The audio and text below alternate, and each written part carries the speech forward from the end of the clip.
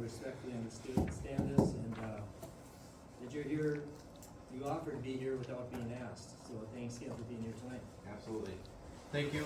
I appreciate being here. I do have a couple township zoning maps that we made for every time I get invited out. Don't tell your neighboring townships, but we go ahead and make a nice wall map for you.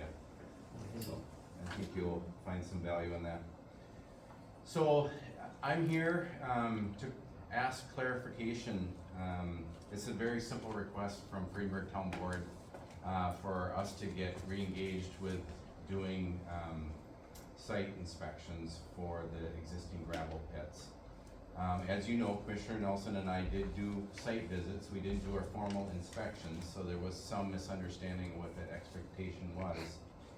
And of the 14 pits that we took a look at, I would like to spend 5 minutes going through them, because there is a clear difference, in my opinion, on active versus dormant pits. And I did want to also clear up one comment too that was made at our last county board meeting to Jim, that the point on that Fredenberg Township issued more than half of these pits has nothing to do with the county won't do what is asked in those. It is just making reference to how old these pits are. And if you do take a look at the Fredenberg Township Borrow Pit site visit report, it's quite interesting to see, that their permits were issued some all the way back into the 80s. And before I continue, I do want everybody to know that I do have quite a bit of experience with aggregate mining. Not only have I had this type of a job for 25 years, but I also helped plan the aggregate mining conference over a 10-year period for the state of Minnesota.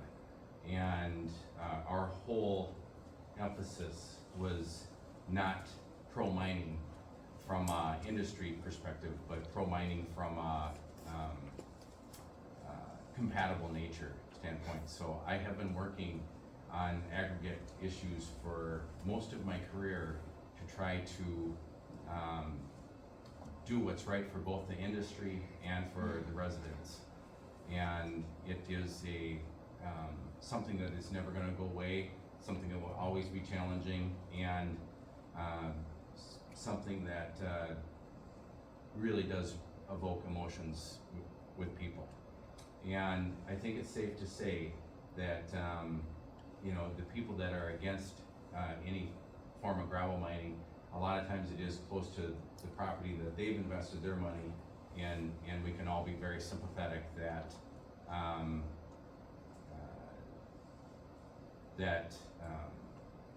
any type of a large-scale operation next to any one of our houses would impact how they view that operation. And from my perspective as working in planning and zoning, the ordinance is there to help mitigate those concerns. They have hours of operations, they have setbacks, they have reclamation standards. But it is important for everybody to understand that those standards have changed through the decades. And the complicated nature here of what's being asked is when, like all conditional use permits, when you get granted a conditional use permit, it runs with your property. There's not a time limit set to it unless that specifically is identified as a condition. And normally counties by state statute must be able to offer interim use permits if time limits are going to be placed. So the really challenging thing here is to understand that today's standards of what we require for hours of operation, setbacks, reclamation standards to get a conditional use permit were not the same that St. Louis County and Fredenberg Township used to issue conditional use permits in the past. And so it is not a one-size-fits-all approach.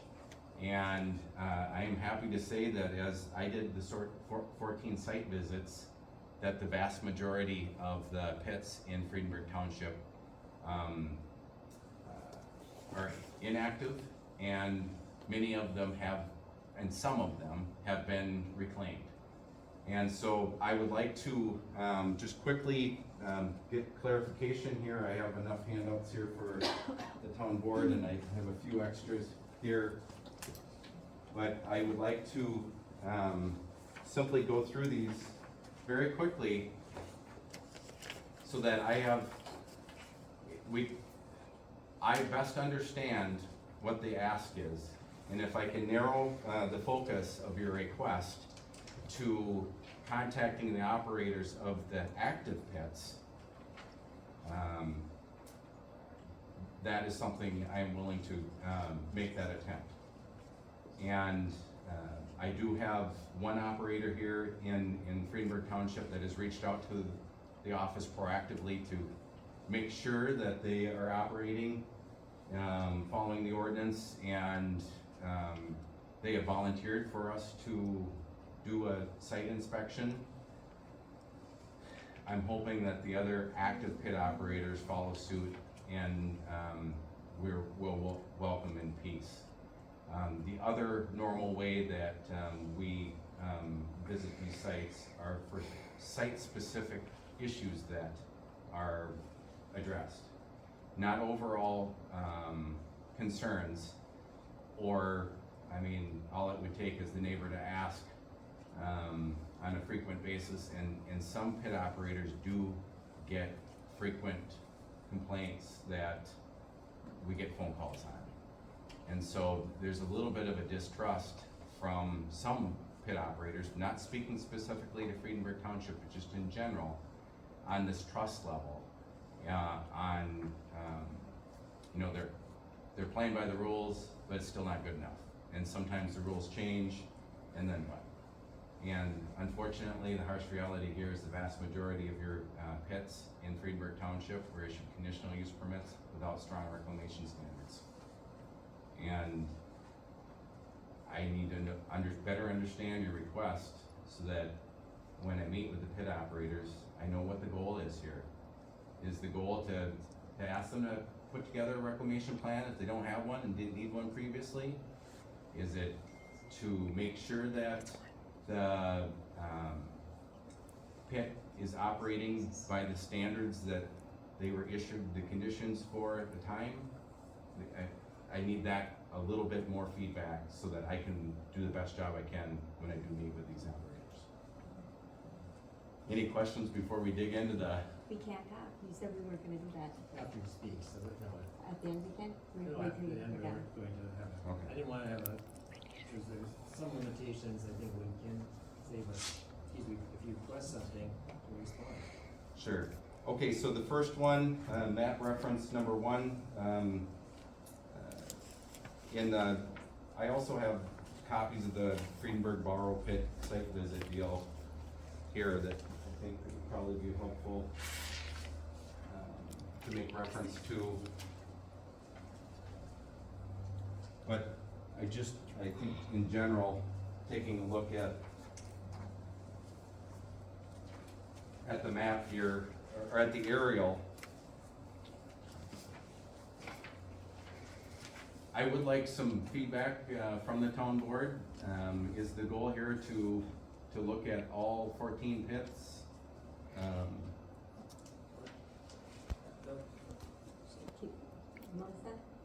Melissa? Have you actually read the conditional use permits from the 80s and 90s? Because the reclamation standards are pages long, much more descriptive than what they are now. Have you actually looked at them? I'm not going to answer that question. Oh, okay, all right. Just because you act like they don't exist, and I've actually read them in depth, and they're actually more particular than they are now in the ordinance. Just so you're aware, the ones that Fredenberg wrote were actually much more in depth. So the 80s and 90s cups, just if you look back, they actually did have quite a in-depth standard to reclamation. So, all right, sorry. Well, I'll speak for myself as far as what our goal is. I think ultimately, when a pit, as far as the ones that are inactive, if you like, I don't know what the standards were, our requirements were when they issued the initial permits, but I'd like to see in inactive pits, the sites reclaimed as much as possible. And, so if you could research that, what the requirements were, or if you even have any authority, whether, if there wasn't, is there any leverage that can be done to entice people to, these owners of these properties to reclaim them?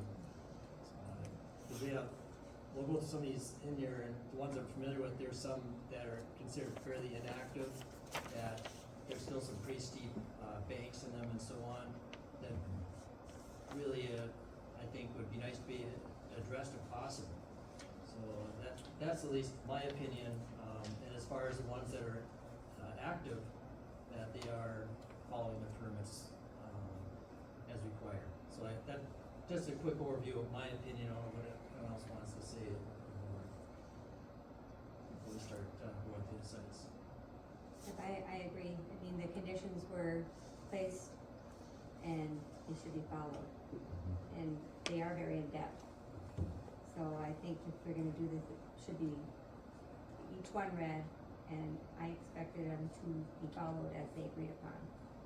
Some of them have limitations or reclaiming as they go, and that should be, if it was agreed on that, that should happen. Sounds good. All right, I'm gonna try to make this quick in the interest of not taking 2 hours to go through this list.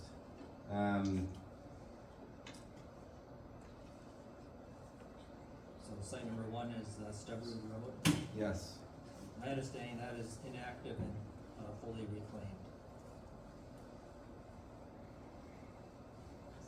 site number 2. And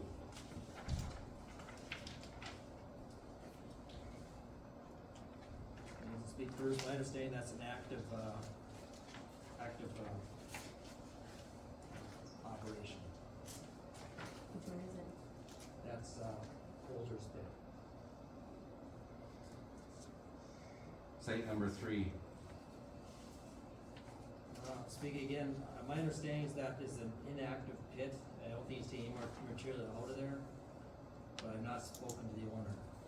That's just, what I've heard, I think he's using it as a base of operations, but I don't know if he's removing any material from that site. Which one is it? That is, Pearson's Pit, Barney Pearson's, Fortson's Pit, I guess you Yeah. call it. Does anybody else have any information on that? Give me a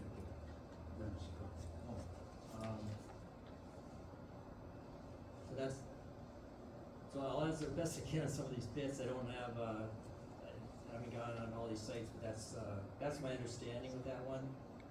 I can't, I don't know, I'm not the expert, haven't been there to, know. Just what I've heard, they haven't been taking material out of there, but I just don't know. I think there might be some other issues with that site that a different jurisdiction might have with, the junk material. Excuse me, Jim.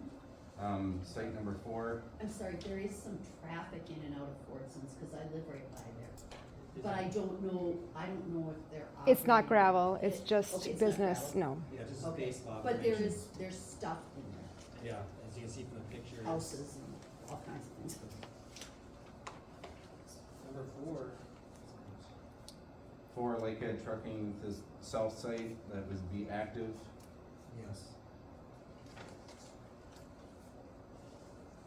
Number 5 is the LTI Holdings site that was permitted within the last 2 years.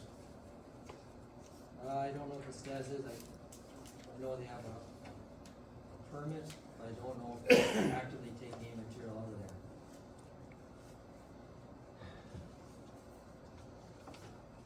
So I don't know what you classify that, cause they do have, It's my understanding they haven't started yet.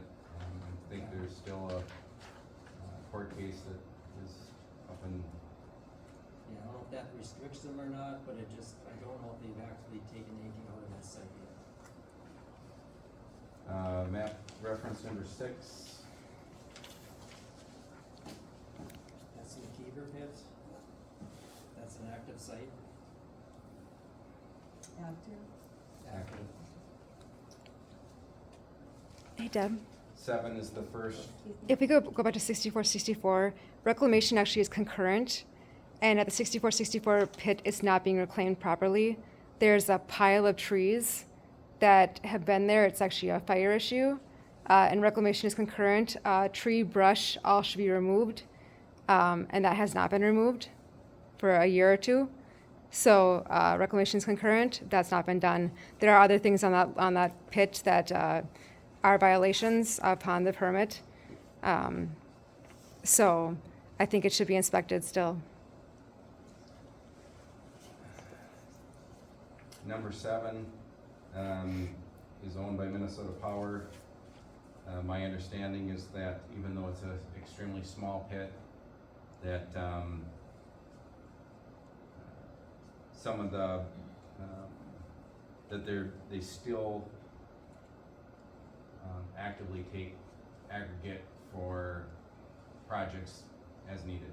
Yeah, my understanding for that site was, Minnesota Power allowed material to be removed from there for the road association only, West Island Lake Road. And now, it's a 1.5 mile long road, and the township dedicated 1 mile of it. So now there's only half a mile left. I don't know how much material they take out of there, but it's been minimal. It does have a steep bank in there.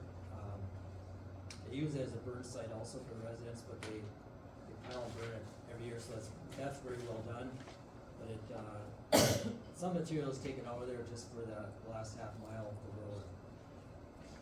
So I guess you could call it active, but it does have a steep bank in there, whether that's an issue or not.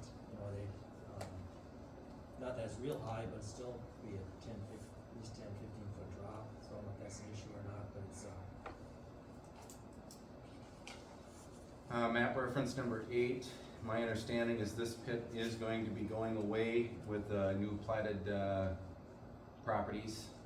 So this is gonna be divvied up in the platting process. So this is gonna be one pit that will go away. It's that's Bear Island and 8th Avenue. so it's a debris site for branches and leaves for the area. And in order to make the lots on their platting process compliant, they're going to be divvying up that land. Right now, it's all under Minnesota Power ownership all around it, and they're in the process of platting and selling their plats to the property owners. So this is one that is going to go away. There are some concerns with that from the residents that are close, because there's so much debris piled in there. It's beginnings of the picture, it's a 1-lane road going in there, and then once you get in there, there's a very high steep bank. So I don't know what Minnesota Power's plans are when they do sell it to divvy that up. It would be preferable if that had some reclamation done on the steepness of the banks, and obviously the fire hazard of all the material that's piled in there. That's what I kind of have about that site. I agree. I don't think it has any use other than a dumping site for people. Very little gravel that gets taken out of there anymore. Map reference number 9, power substation. Some aggregate did come out of there. It has been reclaimed. It is not active. I agree, that's a reclaimed inactive pit. Was there a name for this pit at one time? It's right in South Bay Road and Island Lake Dam Road. I pass each time I go to my house. Map reference number 10. Real close by here. Both those parcels were active pits at one time. I have visited the south parcel. It did not look like anything. It looked like it had been properly sloped and vegetative had been restored. Does anybody know any different? Yes, I'm not sure where that is. I don't know, we were trying to figure it out. Figure out where that is, that's. 5112 Fish Lake Road. It's basically right behind your community center here.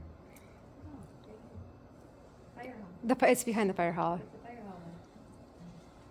Oh, it was cut off here. Yep, that's the fire hall one. Oh, here, okay, that's reclaimed and active. Yep.